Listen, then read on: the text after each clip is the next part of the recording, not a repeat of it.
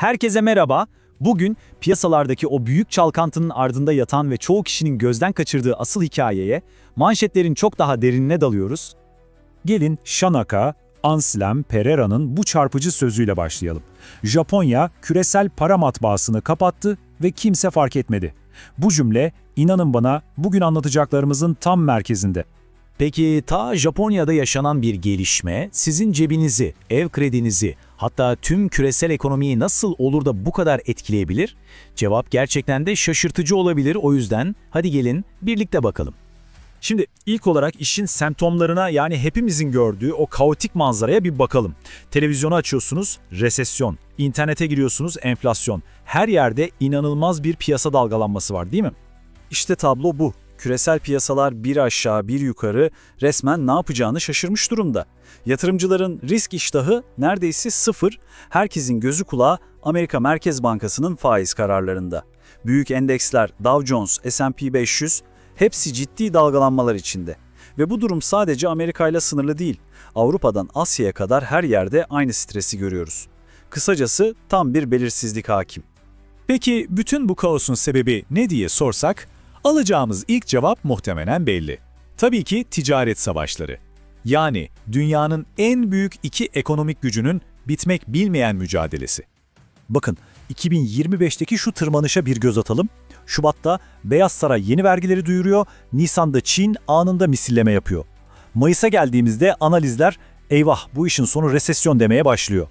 Ekim'de Amerika'dan yeni bir tehdit geliyor ve 1 Kasım itibarıyla Çin mallarına tam %100 ek vergi masada. Yani sürekli bir hamle, karşı hamle. Bu agresiflik piyasalara istikrar falan bırakmıyor tabii. İşte bu grafik de meselenin ciddiyetini çok net ortaya koyuyor. Bakın, önceden uygulanan vergiler nerede, yeni vergiler nerede? %125'lere varan oranlardan bahsediyoruz. Çin'in cevabı da %84 ile geliyor. Yani bunlar artık ufak tefek ayarlamalar falan değil. Bu resmen tam ölçekli bir ekonomik savaş. Tamam, ticaret savaşları önemli bir faktör, kabul. Ama ya asıl hikaye bu değilse, ya bu kavga hepimizin dikkatini çok daha büyük, çok daha köklü bir değişimden uzaklaştırmak için kullanılan bir perdeden ibaretse, işte kilit soru bu. Çünkü herkesin gözü ABD ve Çin'in üzerindeyken sessiz sedasız dünyanın bambaşka bir yerinde finansal deprem yaşanıyordu. İşte şimdi hikayenin asıl kahramanına, yani alacaklının isyanına geliyoruz. Ve bu isyanın fitilini ateşleyen yere, Japonya'ya gidiyoruz. Peki küresel para matbaası derken neyi kastediyoruz? Şöyle düşünün, Japonya tam 30 yıl boyunca faiz oranlarını sıfıra yakın tuttu. Bu ne demek? Resmen para bastı ve bu ucuz parayı, yani tam 3,4 trilyon doları bütün dünyaya ihraç etti. Bu devasa sermaye akışı sayesinde hepimizin borçlanma maliyetleri, ev kredileri yapay bir şekilde düştü, borsalar şişti. Yani Japonya, farkında olmasak da 30 yıldır tüm dünyanın finansal partisini sessizce finanse ediyordu. Ve sonra 10 Kasım 2025'te işte bu rakam sahneye çıktı. %1,71. Belki küçük bir rakam gibi görünüyor ama değil. Bu Japonya'nın 10 yıllık devlet tahvilinin getirisi ve 2008 krizinden beri görülen en yüksek seviye. İşte bu rakam partinin bittiğini ilan eden gong sesiydi. Çünkü artık matematik tutmuyordu. Bu yeni faiz oranıyla Japonya'nın kendi borçları için ödemesi gereken faiz öyle bir seviyeye çıktı ki artık o sessiz sübvansiyon oyununu sürdürmesi imkansız hale geldi. Parti bitti, hesap ödeme zamanı geldi. Ve bu bizi krizin tam kalbine, yani büyük geri dönüşe getiriyor. Yıllardır küresel borcun en büyük alıcısı olan Japonya artık parasını evine geri çağırıyor. Yani en büyük alıcı şimdi en büyük satıcılardan biri olmaya başlıyor. Peki bu çözülme nasıl yaşanıyor? Adım adım bakalım. Birincisi, yen taşıma ticareti dediğimiz 1 trilyon doların üzerinde bir varlığı finanse eden o meşhur sistem çöküyor. Neden? Çünkü yene borçlanmak artık ucuz değil. İkincisi, borçlanılmış sermayenin yoğun kullanıldığı piyasalar, yani ucuz paraya bağımlı olanlar bir anda kendilerini fonlama krizi içinde buluyorlar. Üçüncüsü, Japon kurumları paralarını ülkelerine geri götürmek için ellerindeki Amerikan hazine tahvilleri gibi yabancı varlıkları satmaya başlıyorlar. Sonuç, dördüncü adım, en büyük alıcı masadan kalkınca küresel borçlanma maliyetleri patlama riskiyle karşı karşıya kalıyor. İşte bu tam bir domino etkisi.